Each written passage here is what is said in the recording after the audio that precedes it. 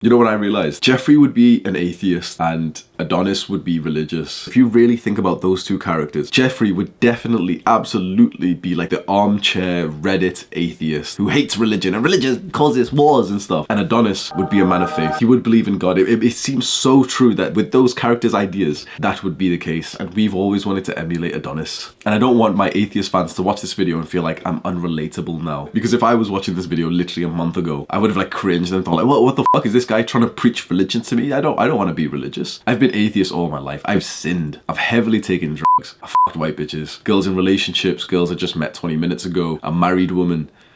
I've sinned. And I'm here to pass on the message to you that sinful, degenerate lifestyle that you may be craving, that, you know, most young men really want to fuck as many women as possible, it only left me with a sense of unfulfillment. I look back and I think that I can do so much better than that. And I've been doing some deep thinking lately, and I've realized that there's a huge overlap in self-improvements and most religions. NoFap, for example. Everyone in self-improvement, you know, NoFap, it's so important. NoFap, semen retention. Every single religion practices that. Every religion tells you not to masturbate. Meditation. I've said that meditation has changed my life forever. Well, in Islam, you pray 5 times a day, and I actually think that's a form of meditation. Gratitude, the skill that I tell you to level up with gratitude journaling. In Christianity, they say grace before they eat. How beautiful is that? Fasting, which is what I've said is literally like the best way to structure your diet for health, for productivity. Most religions have like a period of fasting. In Islam, they call it Ramadan. And strength and discipline and courage and bravery, like all religions have such a huge focus, and like they have all stories and everything of these hugely important like virtues and values. Acts of kindness and generosity. Again, all religions promote charity to their following. And the major one, very, very interesting, is delaying gratification. To improve yourself, for self-improvement, you have to delay gratification. There's no other way around it. Delaying gratification are the 2 most important words that you need to understand if you actually want to improve yourself. If you're finding yourself stuck on self-improvement, it's simply because you don't understand these 2 words. Delaying gratification. And most religions have such a huge aspect of delaying gratification. That's heaven. Don't sin today to get into heaven tomorrow. Religion is the ultimate marshmallow experiment. And so it feels insane to me that modern self-improvement,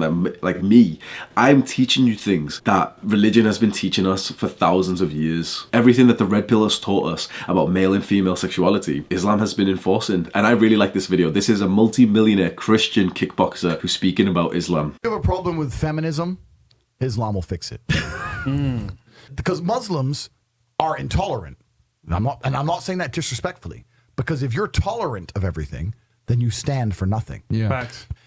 I can walk through London with a t-shirt saying Jesus is gay and nothing will happen to me. If I did the same thing with the Islamic prophet, I'd be dead before I got to the end of the street. Boom.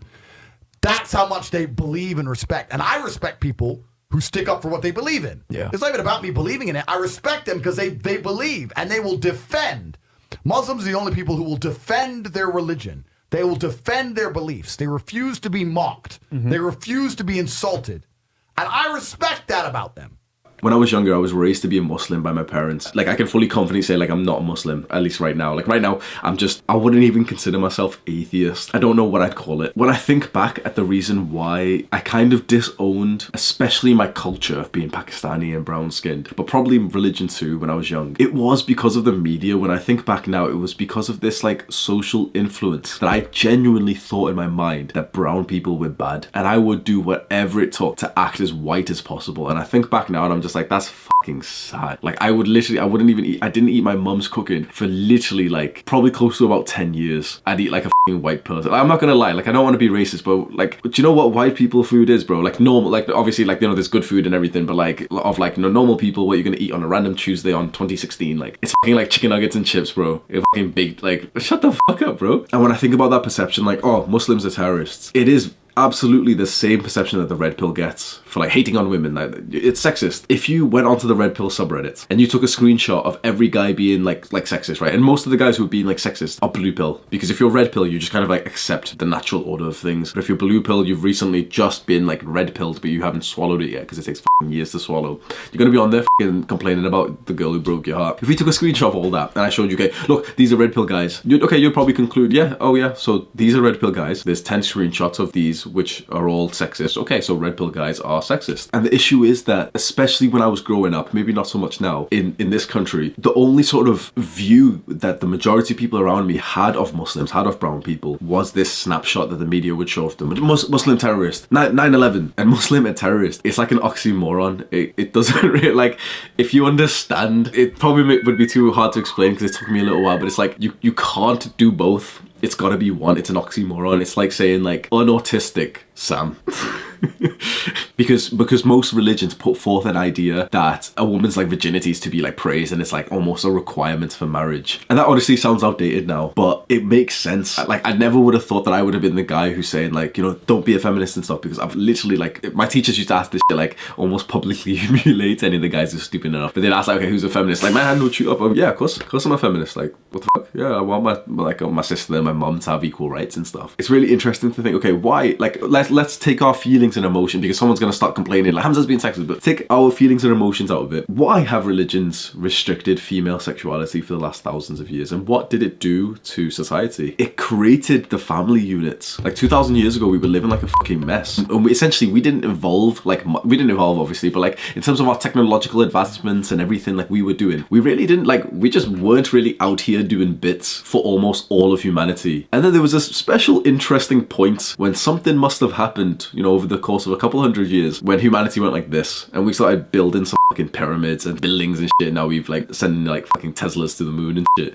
Religion with these restrictions on female sexuality forced us to get into a family unit, and it is only with a good family unit that we like grow up to actually achieve something valuable. And it's so interesting how detrimental feminism might have actually been for women, because feminism has heavily opened up female sexuality to the point that women kind of know now that their body is worth fucking $9 a month on OnlyFans. That's what you've been reduced to. It's a race to the bottom, and you have to take the most sluttiest, most attractive, most photoshopped Instagram pictures to try and win the fucking scraps of the modern day dating and sexual game. And you've got to agree with that. Almost everyone would say that they've been unfulfilled by their relationships over the last 5 to 10 years. No matter how feminist or modern you are, everyone would say that relationships really just aren't good right now. Both men and women are less satisfied now. And we could say, but okay, 100 years ago, a couple hundred years ago, women were like the man's property. They were locked in, and we'd assume that there was a lot more abuse. Like, what's very, very interesting is that people are less happy and less fulfilled now because religion kept women feminine and it kept men masculine. Modern day feminism is kind of like the counter to religion. Women have been raised to be more masculine because they've essentially been shown, okay, don't be feminine, right? Don't be feminine because, you know, it's too weak in this world. But then we've told men to be more feminine. It's a fucking trap, and we all believed it. We're a fucking culture. We're a whole generation of weak young men. And why? Because we don't have religion regulating us. I'm listening to an audiobook right now called Hard Times Create Stronger Men. It's a very, very good book. And I was listening to it and I thought, most strong men believe in God. They have a higher purpose. And think about it. How many times have those red pill YouTubers told you,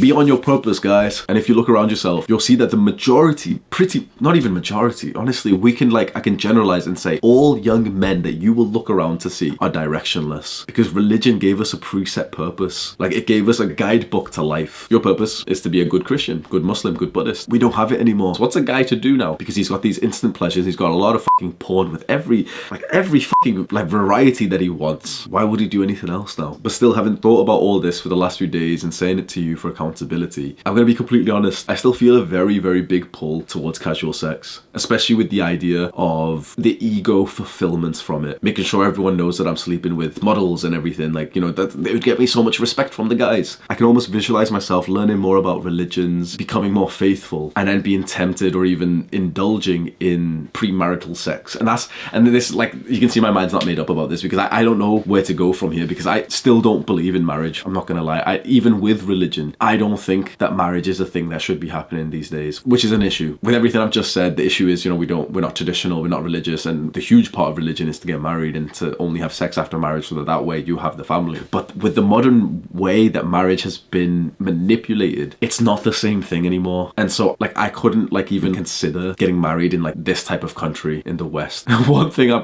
potentially like move to an Islamic country and have like 4 wives or something. If there's a guy who's gonna do that amongst us, I'm not gonna lie, it's obviously gonna be me. And I just want to leave you with one piece of knowledge that I've learned recently. It's a fucking high level piece of knowledge, so I hope you appreciate this. It's from the entrepreneur Sam Ovens. He's literally like a world-class leader in like his field. He's like a high level guy, and he taught me about what I'm gonna call pathway vectors. There's different pathways to the same goal. Some are longer, some are harder, some are shorter, some deviate this way, some just kind of like drop down. Some are more easy and enjoyable right now, but then harder in the long term. Or maybe in the long term, they don't even get you to that goal. And I think this explains the core concept of religion really, really well. You are here, you want to get here. This point right now is like the ultimate goal, right? It's like the enlightenment. It's like living the best life, being fulfilled and self-actualized, right? We can chase our pleasures. We can do the sinful acts of taking drugs and having sex with these fucking white bitches from Tinder. And that gives us a sense of like pleasure and almost, you know, it feels weirdly like we're pushing towards a goal in a certain sense of like, you know, like ultimate like happiness. But this pathway just goes like this. It just feels like we're doing something right now. Whereas the harder path of delaying gratification, of not indulging, or of leveling up your discipline and your willpower, it goes on a long, steady route to that end goal that you wanted. Giving up your vices is really difficult. I'm not gonna lie. Like it took me a while. To say no to drugs or sex is a huge sacrifice, especially when you really want to indulge in that pleasure. Maybe we should be doing the hard work,